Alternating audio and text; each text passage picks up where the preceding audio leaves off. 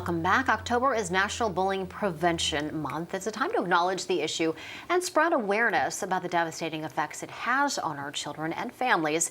Joining me now is author and educator Douglas Haddad to talk about what we should know, what we should keep in mind, ways to spot bullying, and then, of course, ways to prevent it. First question, because I think there's always going to be teasing in schools and even within families, right? But how do we know when it's getting beyond that point? Well, bullying is intentional and is intended to repeatedly cause harm, intimidate, or control others.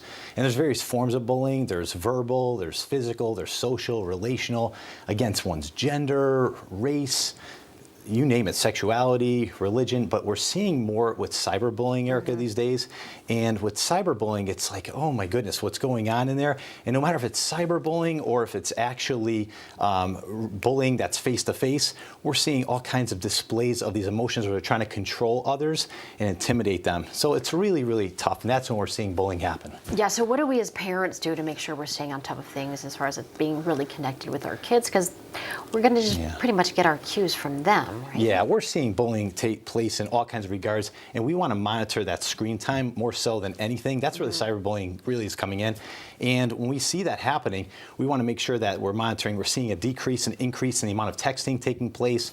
We're also seeing all kinds of things where they're avoiding their technology being shown to others. And so all these things that parents need to really be aware of, if they can try to push the phones off as long as possible and really check in with them on a daily basis, what they're posting and what they're doing, that would make the world a difference.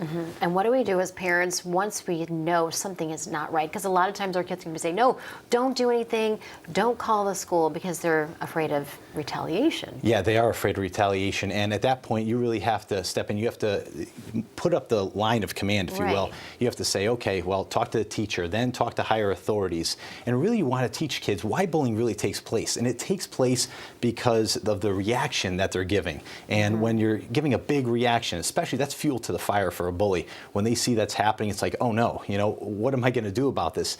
And kids need to know that they have to calm themselves down and they need to talk to a trusting adult about it. Kids, unfortunately, they say, well, I tell a trusting adult and they don't do anything about it. Or they say, well, I'm afraid because if I snitch on it, then it's going to get worse. And that's where, if we teach a child, the reason they bully is not so much about like their physical appearance or because of their height, their weight. It's more so about this longing for control that the bully has, and they're looking for a big response. So if we teach these quick one-liner assertive responses, if you will, say, yeah, whatever, or yeah, not cool, and walk away. Or if they can ally themselves with somebody who can stand up for the bullying, that's key.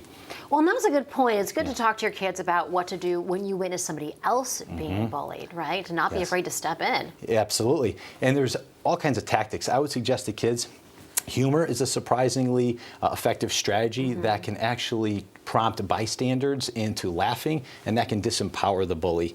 We could talk about deflective tactics. They call it fogging, Erica, where you just go through and you kind of laugh it off and say, yeah, oh, you're right.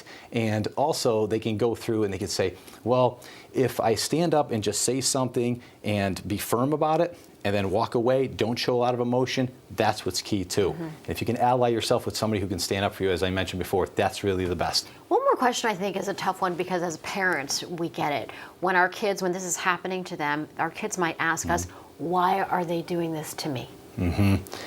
And that's a hard one to answer. It's a hard one because they think it's really about them, but it's really more so about a power imbalance. Right, and about the person who's doing it. Yes, yeah, and again, the bigger the reaction we give to the bully, the more fuel to the fire.